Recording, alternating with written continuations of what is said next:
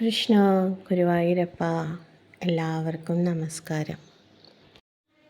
ഗുരുവായൂരപ്പൻ്റെ കൃപകൾ നമ്മൾ ലഭിച്ചു തുടങ്ങുമ്പോൾ നമുക്ക് വല്ലാത്ത പ്രൊട്ടക്ഷൻ ഫീൽ ചെയ്യുന്ന, പോസിറ്റീവ് എനർജിയും പ്രൊട്ടക്ഷനൊക്കെ ഫീൽ ചെയ്യുന്ന നമുക്ക് അറിവുള്ളതാണ്.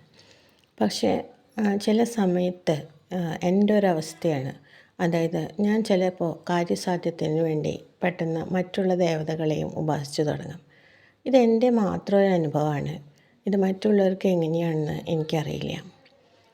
എനിക്കറിയില്ല. ഞാൻ പണ്ട് കൊട്ടാരത്തിൽ ശങ്കുണിയുടെ ഐതിഹ്യമാല എന്ന പുസ്തകം വായിച്ചപ്പോൾ അതിൽ കേട്ടിട്ടുണ്ട്, മൂർത്തികൾ തമ്മിൽ അങ്ങോട്ടും ഇങ്ങോട്ടും ഒരു കുശുമ്പുണ്ടെന്ന്. അത് നമ്മൾ അമ്പലപ്പുഴ ശ്രീകൃഷ്ണ ക്ഷേത്രത്തിലെ ഗുരുവായൂരപ്പനെ അവിടെ കൊണ്ടുവച്ചിരുന്നല്ലോ ടിപ്പുവിൻ്റെ പടയോട്ട സമയത്ത്. ആ സമയത്ത് ഗുരുവായൂരപ്പൻ്റെ വിഗ്രഹം അവിടെ ഇരിക്കുന്ന സമയത്ത് അമ്പലപ്പുഴ ഉണ്ണിക്കണ്ണനും ഗുരുവായൂരപ്പനും തമ്മിൽ ചെറിയ അടികളുണ്ടായിരുന്നു എന്ന്, കുട്ടിപ്പിണക്കങ്ങളോ ഒക്കെ ഉണ്ടായിരുന്നു എന്നും അവരുടെ ഭക്തരായിട്ടും അങ്ങനെയൊക്കെ ഒരു അങ്ങോട്ടും ഇങ്ങോട്ടും ഒരു കുശുമ്പുണ്ടായിരുന്നു എന്ന് പറഞ്ഞു കേൾക്കുന്നു. ഇതൊക്കെ എനിക്കും തോന്നാറുണ്ട്. കാരണം എന്താണെന്ന് വെച്ചാൽ ഗുരുവായൂരപ്പനും അമ്പലപ്പുഴ ശ്രീകൃഷ്ണനും ശരിക്കും ഒരേ മൂർത്തി തന്നെയാണ്, ഒരാൾ തന്നെയാണ്. പക്ഷേ രണ്ടും വ്യത്യസ്ത രൂപങ്ങളിലാണ്. അപ്പോൾ അങ്ങോട്ടും ഇങ്ങോട്ടും ഒരു കുശുമ്പുണ്ടെന്ന് പറഞ്ഞേക്കണേ. ഇത് കൊട്ടാരത്തിൽ ശങ്കുണ്ണി ഐതിഹ്യമാലയിൽ വ്യക്തമായി പറയുന്നുണ്ട്. അപ്പോൾ എനിക്ക് ഇങ്ങനെ ഓരോ അനുഭവങ്ങൾ ഗുരുവായൂരപ്പനിൽ നിന്ന് ഉണ്ടായിരുന്നപ്പോഴാണ് ഞാൻ ഈ ഐതിഹ്യമാല എന്ന പുസ്തകം കാണുന്നത്. അപ്പോൾ ഞാനിത് വായിച്ചപ്പോൾ ശരിയാണല്ലോ, ഇത് എനിക്കും അനുഭവത്തിലുണ്ടല്ലോ എന്ന് എനിക്ക് തോന്നി. അതായത് ഗുരുവായൂരപ്പനെ അല്ലാതെ വേറെ ആരെങ്കിലും ഉപാസിക്കുകയാണെങ്കിൽ അതുവരെ എനിക്ക് ദോഷമാണ് ഉണ്ടാക്കുന്നതെന്ന് എനിക്ക് തോന്നി. എൻ്റെ ഒരു ഫീലിംഗാണ്. അതായത് ഞാൻ വേറൊരു മൂർത്തിയെ ഉപാസിക്കുക, ഇപ്പോൾ ഞാൻ വേറെ ഏതെങ്കിലും ഒരു ദേവതയെ ഉപാസിക്കുക, അങ്ങനെ തുടങ്ങി കുറച്ച് ദിവസം എൻ്റെ കാര്യസാധ്യത്തിന് വേണ്ടിയായിരിക്കും. ചിലപ്പോൾ ഞാൻ എന്തെങ്കിലും കാര്യം നടക്കാനോ ഭൗതിക നേട്ടങ്ങൾക്ക് വേണ്ടിയോ ഞാൻ കുറച്ച് ദിവസം വ്രതം എടുക്കുകയോ അല്ലെങ്കിൽ എന്തെങ്കിലും ഉപാസിച്ചിട്ടുണ്ടെങ്കിൽ എന്താ പറയുക, നശിച്ച് നാറാണക്കല്ലാക്കി നമ്മുടെ മനസ്സമാധാനം കളഞ്ഞ് എല്ലാ നിലയിലും എല്ലായിടത്തുനിന്നും പ്രഷറാക്കി എല്ലാം കോലാഹലം സൃഷ്ടിച്ചുകൊണ്ട് വീണ്ടും പ്രശ്നങ്ങൾ വന്നു ചേരും.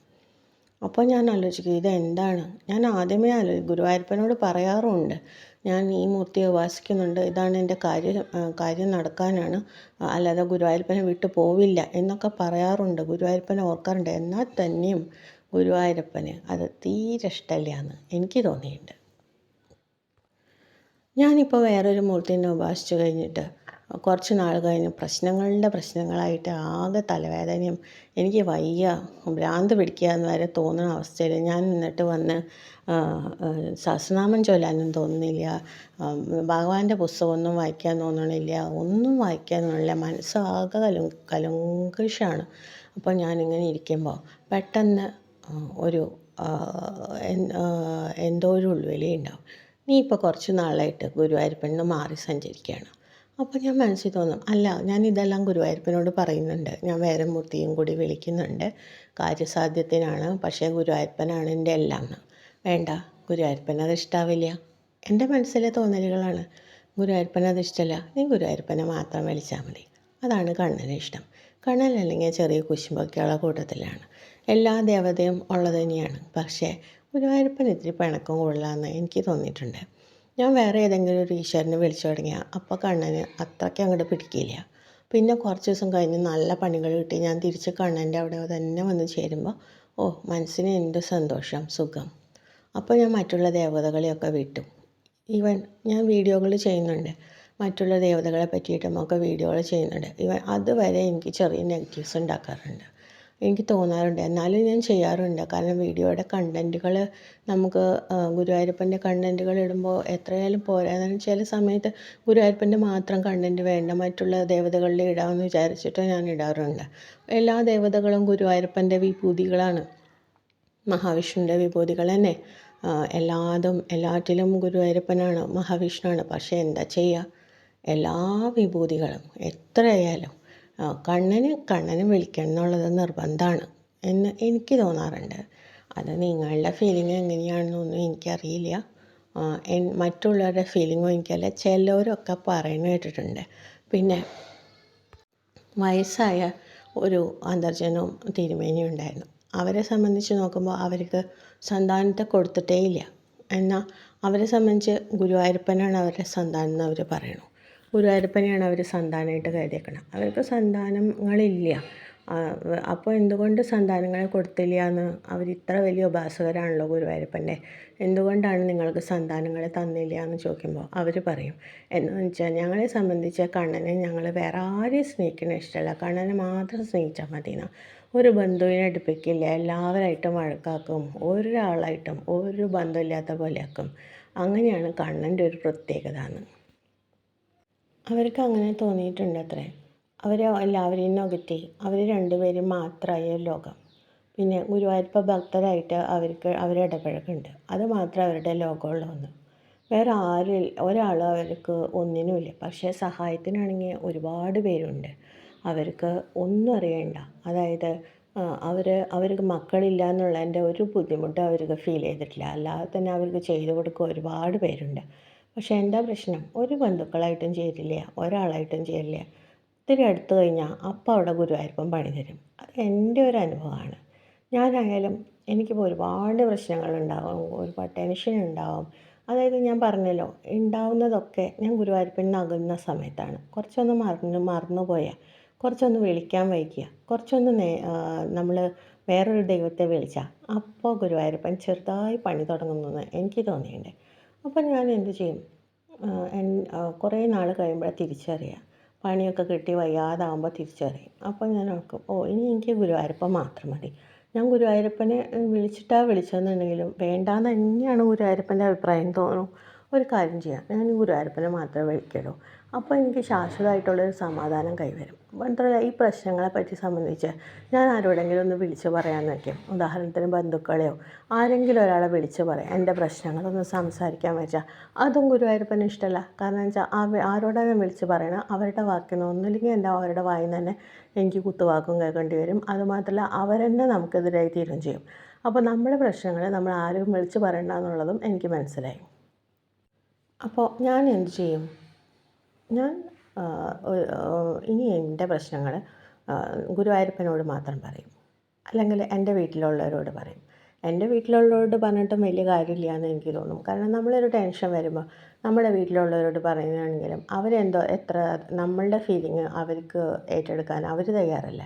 അവർക്ക് എങ്ങനെയാണെന്ന് വെച്ചിട്ടുണ്ടെങ്കിൽ അവർക്ക് മതി, കുറേ നേരമായാലും നീ പറയാൻ തുടങ്ങിയിട്ട് നിർത്ത്, ഇത്രയൊക്കെ പറഞ്ഞാൽ നിനക്ക് വല്ല നെഗറ്റീവ് എനർജി കയറുമെന്ന് പറയും. അപ്പോൾ നമ്മൾ മിണ്ടാണ്ട് പോരും. നമ്മുടെ ടെൻഷനും പ്രഷറും നമ്മൾ അവരുടെ അടുത്ത് പറയുകയാണ്. അപ്പോൾ അവർ നമ്മുടെ ഒപ്പം കുറ്റം പറയണമെന്നാണ് നമ്മൾ ആഗ്രഹിക്കണം. പക്ഷേ അവിടെയും ഗുരുവായൂരപ്പൻ പ്രതിസന്ധി ഉണ്ടാക്കും. അതായത് ഭഗവാൻ അത് ഇഷ്ടമല്ല. പക്ഷേ ഭഗവാനിൽ വിശ്വാസമില്ലാത്ത ആൾക്കാരുണ്ട്. അതായത് വെറുതെ ഒന്നൊരു ഫോർമാലിറ്റിക്ക് വിളിക്കും, വല്ലപ്പോഴും ഒന്ന് വിളിക്കും, അമ്പലത്തിൽ വെറുതെ ഒരു ഫോർമാലിറ്റിക്ക് പോകും. അവർ എന്തോരം ആരെ കുറ്റം പറഞ്ഞ് നടന്നാലും അവർക്ക് ഒരു പ്രശ്നവുമില്ല. കാരണം എന്ന് വെച്ചിട്ടുണ്ടെങ്കിൽ എത്ര കുറ്റം പറഞ്ഞാലും ഗുരുവായൂരപ്പൻ അവരങ്ങനെ ശ്രദ്ധിക്കില്ല എന്ന് എനിക്ക് തോന്നിയിട്ടുണ്ട്. അതായത് അവർ കുറേ കുറ്റം പറയണം, ചിലപ്പോൾ എന്തായാലും വെറുതെ കുറ്റം പറഞ്ഞാൽ പണിയൊക്കെ കിട്ടും, പിന്നീട് അതിനുള്ളത് കർമ്മഫലം അനുഭവിക്കുമെന്ന് എനിക്ക് വ്യക്തമായി അറിയാം. പക്ഷേ അപ്പം പണി കിട്ടില്ല. കാരണം വെച്ചാൽ ആ കുറ്റം പറഞ്ഞതിൽ ആസ്വദിച്ച് അവരതിൽ തന്നെ രസിച്ച് രമിച്ച് അങ്ങനെയുള്ള ഗ്രൂപ്പുകളും ഉണ്ടാവും അവർക്ക്, ഇങ്ങനെയുള്ള കുറ്റം പറയാനുള്ള കുറേ ഗ്രൂപ്പുകൾ. അപ്പോൾ ഉള്ളവരായിട്ട് അവർ അങ്ങനെ ഒരുപാട് കുറ്റം പറയുന്നു, അവരതിൽ ആനന്ദിക്കുന്നു, ആനന്ദം കണ്ടെത്തുന്നു. അവരുടെ ലോകം അതാണ്. അവർ ഗുരുവായൂരപ്പനൊക്കെ സെക്കൻഡ് പ്രയോറിറ്റിയെ കൊടുക്കുന്നുള്ളൂ. നമ്മൾ ഒരിക്കലും പ്രയോറിറ്റി കൊടുത്തു കഴിഞ്ഞാൽ ഗുരുവായൂരപ്പന് തന്നെയായിരിക്കണം നമ്മുടെ പ്രയോറിറ്റി. പിന്നെ നമ്മുടെ ജീവിതം മുഴുവൻ അദ്ദേഹം വഴി കാണിക്കും. അതിൽ നിന്ന് മാറിപ്പോയാൽ പെട്ടെന്ന് തന്നെ ആളിലേക്ക് കൊണ്ടുവരാൻ ആൾ ശ്രമം നടത്തും. എന്നെ സംബന്ധിച്ച് ആദ്യം നിന്നൊക്കെ ഗുരുവായൂരപ്പനൊന്ന് മറന്നു കഴിഞ്ഞാൽ എനിക്ക് പിന്നീട് ഗുരുവായൂരിലേക്ക് തന്നെ തിരിയാനുള്ള ഒരു വഴി ഉണ്ടാക്കാറ്. ചിലപ്പോൾ 1 കൊല്ലം കഴിഞ്ഞിട്ടൊക്കെയാവും ഞാൻ വരാറ്. പക്ഷേ ഇപ്പം അങ്ങനെയല്ല, ഒരാഴ്ചയ്ക്കുള്ളിൽ തന്നെ ഞാൻ ഗുരുവായൂരപ്പനിലേക്ക് എത്തുന്നുണ്ട്. ഭഗവാനിലേക്ക് അടുക്കുന്തോറും പെട്ടെന്ന് തന്നെ ഭഗവാനിലേക്ക് തന്നെ കൊണ്ടുവരും.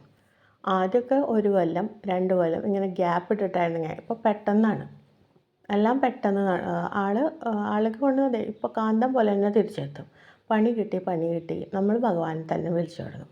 അതായത് ഇത് ഒക്കെ പറഞ്ഞത് എൻ്റെ അനുഭവങ്ങളും എൻ്റെ കേട്ടറിവുകളാണ്. ഇതിൽ നിന്ന് വ്യത്യസ്തമായിട്ട് പലർക്കും അനുഭവം ഉണ്ടായിട്ടുണ്ടാവും. എല്ലാ ഭഗവാനും ഒന്ന് തന്നെയാണ്.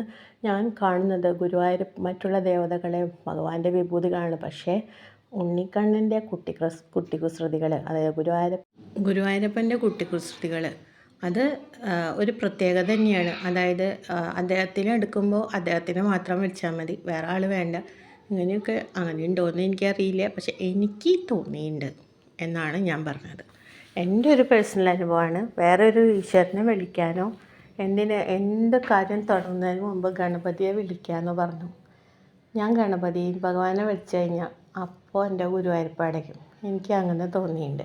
ഞാൻ മറ്റാരോട് പറയുമ്പോഴും വിശ്വസിക്കാറില്ല. എൻ്റെ ഹസ്ബൻഡൊക്കെ എന്നെ ചീത്ത പറയും. അങ്ങനെയൊന്നുമില്ല, നിൻ്റെ ഓരോ മണ്ടത്തരാണ്. അദ്ദേഹം ഇങ്ങനെ പല ദൈവങ്ങളെ വിളിക്കാറുണ്ട്, ശിവൻ്റെ അമ്പലത്തിൽ പോകാറുണ്ട്. പക്ഷേ എൻ്റെ ഒരു അനുഭവമാണ്, ശിവൻ്റെ അമ്പലത്തിൽ ഞാൻ പോകണമെന്നൊന്നും കുഴപ്പമില്ല, പക്ഷേ സ്ഥിരമാക്കി കഴിഞ്ഞാൽ അപ്പോൾ എന്തെങ്കിലും പണി എനിക്ക് ഗുരുവായൂരപ്പൻ കൊണ്ടുവരും. അപ്പോൾ എൻ്റെ പ്രയോറിറ്റി എന്നും ഗുരുവായൂരപ്പനാണ് എന്ന് ഞാൻ ഗണപതിയുടെ മന്ത്രം ചൊല്ലാൻ തുടങ്ങിയാൽ അപ്പോൾ എനിക്ക് പണി കിട്ടും. അതേസമയം എന്നും ഞാൻ ഗുരുവായൂരപ്പൻ്റെ വിഷ്ണു സഹസ്രനാമം ചൊല്ലാറുണ്ട്. ഈ വിഷ്ണു സഹസ്രനാമം, ഭഗവത്ഗീത എന്നുള്ള 2 ബുക്ക് വായിച്ചിട്ട് ഞാൻ വേറെ ഏതെങ്കിലും ഒരു ബുക്ക് വായിക്കാൻ തുടങ്ങിയാൽ അപ്പോൾ എവിടെ നിന്നാണ് എനിക്ക് പണി വരണമെന്ന് എനിക്ക് തന്നെ അറിയില്ല. എന്താണെന്ന് എനിക്ക് മനസ്സിലായിട്ടില്ല. ഇതിൻ്റെ പിന്നിൽ എന്താണ്? എൻ്റെ ഒരു അന്ധവിശ്വാസമാണോ? പക്ഷേ അനുഭവം ഉണ്ട്.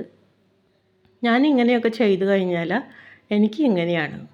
ഞാൻ ഭഗവാനിൽ നിന്ന് വേറെ എന്തെങ്കിലുമൊക്കെ വായിക്കുക. ഞാൻ വീട്ടിൽ പറയാറുണ്ട് കനകധാര സ്തോത്രം വായിക്കാനൊക്കെ. അത് വായിച്ചിട്ട് ഒരുപാട് പേര് ഗുണം കിട്ടിയിട്ടുണ്ട്, ഒരുപാട് പേർക്ക് ഗുണം ഉണ്ടായിട്ടുണ്ട്. അവർക്കൊന്നും ഒരു പ്രശ്നമില്ല. അവർ ദേവീനെ വിളിക്കും, ഗുരുവായൂരപ്പനെ വിളിക്കും. എൻ്റെ ഒരു പ്രത്യേക കേസ് എന്താണെന്ന് വെച്ചാൽ ഗുരുവായൂരപ്പനെ ഞാൻ വിളിക്കാതെ കനകധാര സ്തോത്രം വായിക്കുക. എനിക്ക് കുറേ ധനം ഉണ്ടാവണം, എൻ്റെ ഭൗതിക ആവശ്യങ്ങൾക്ക് വേണ്ടിയിട്ട്. കൂടുതൽ ഭൗതികതയിലേക്ക് ഞാൻ വേണ്ടിയിട്ടാണ് പ്രധാനമായിട്ടും ഞാൻ എന്തെങ്കിലും കാര്യസാധ്യത്തിന് വേണ്ടിയൊക്കെയാണ് മറ്റു ദേവതകളെ വിളിക്കാറുള്ളത്. അപ്പോൾ ഞാൻ അങ്ങനെ ഒരു കാര്യത്തിന് വേണ്ടിയിട്ട് മറ്റുള്ള ദേവതകളെ വിളിക്കാൻ തുടങ്ങിയാൽ അതോടുകൂടി തന്നെ ആ കാര്യം അവിടെ വെച്ച് മുടക്കാൻ ഞാൻ നിർബന്ധിതരാകും. അത് തുടർന്ന് പോകാൻ ഭഗവാൻ സമ്മതിക്കാറില്ല എന്ന് പറഞ്ഞാൽ പ്രശ്നങ്ങൾ ഉണ്ടാക്കുന്നതും നമ്മൾ ഒഴിഞ്ഞു മാറുന്നതും ഭഗവാൻ തന്നെയാണല്ലോ ഒക്കെ കൊണ്ടുവരുന്നത്. അപ്പോൾ എനിക്ക് തോന്നും, ഗുരുവായൂരപ്പൻ മതി, ഇനി വേറൊന്നും വേണ്ട, വിഷ്ണു സഹസ്രനാമം മതി, ഗീത മതി, ഇനി ഞാൻ ഒന്നിലേക്കില്ല എന്നൊക്കെ വിചാരിച്ചിട്ട് ഞാൻ അങ്ങനെ ഇരിക്കും. അപ്പോൾ ഇങ്ങനെയാണ് എൻ്റെ അനുഭവങ്ങൾ. നിങ്ങൾക്കൊക്കെ എങ്ങനെയാണെന്ന് എനിക്കറിയില്ല. അപ്പോൾ എല്ലാവർക്കും എന്തെങ്കിലും ഒരു കമൻറ്റൊക്കെ ഇടാം കേട്ടോ. കാരണം എന്ന് വെച്ചാൽ വീഡിയോ ഒന്നും ആരും കാണുന്നില്ല, വ്യൂസൊക്കെ വളരെ കുറവാണ്. എന്തെങ്കിലും കമൻറ്റൊക്കെ ഇടുകയാണെങ്കിൽ വ്യൂസൊക്കെ ഉണ്ടാവും. ഞാൻ വ്യൂസ് കിട്ടിയിട്ട് നമ്മളൊരു യൂട്യൂബ് ചാനലിൽ നമ്മൾ ഒരു വീഡിയോ ഇടുന്നത് പ്രധാനമായിട്ട് ഒരു ലൈക്ക് കമൻറ്റ് കിട്ടുക, ആരെങ്കിലുമൊക്കെ കാണുക, എന്തെങ്കിലുമൊക്കെ ആൾക്കാർ ഷെയർ ചെയ്യുമ്പോൾ നമുക്കതൊരു പ്രത്യേകതയാണ്. മറ്റുള്ളവർ കമൻറ്റ് ഇടുമ്പോൾ നമുക്ക് അതൊരു സന്തോഷമാണ്. പക്ഷേ ആരും അങ്ങനെ എൻ്റെ ചാനലിൽ സബ്സ്ക്രൈബേഴ്സൊക്കെ കയറുന്നുണ്ടെങ്കിലും ഷോർട്സിൽ കൂടെയാണ്, ആരും ലോങ് വീഡിയോസൊന്നും അങ്ങനെ ആരും കാണുന്നില്ല.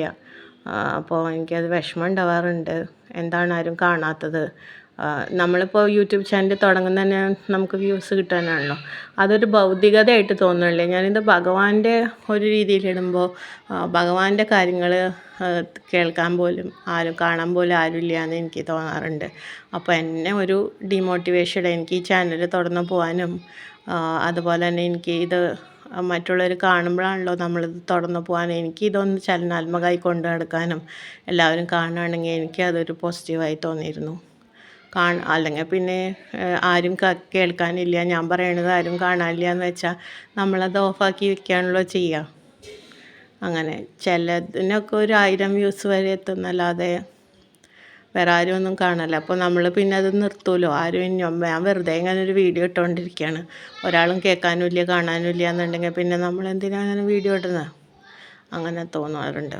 അപ്പോൾ എല്ലാവരും ഒന്ന് എന്തെങ്കിലും അഭിപ്രായങ്ങളോ എന്നുണ്ടെങ്കിൽ ഒന്ന് പറയാം കേട്ടോ. അപ്പോൾ എല്ലാവർക്കും നന്ദി, നമസ്കാരം.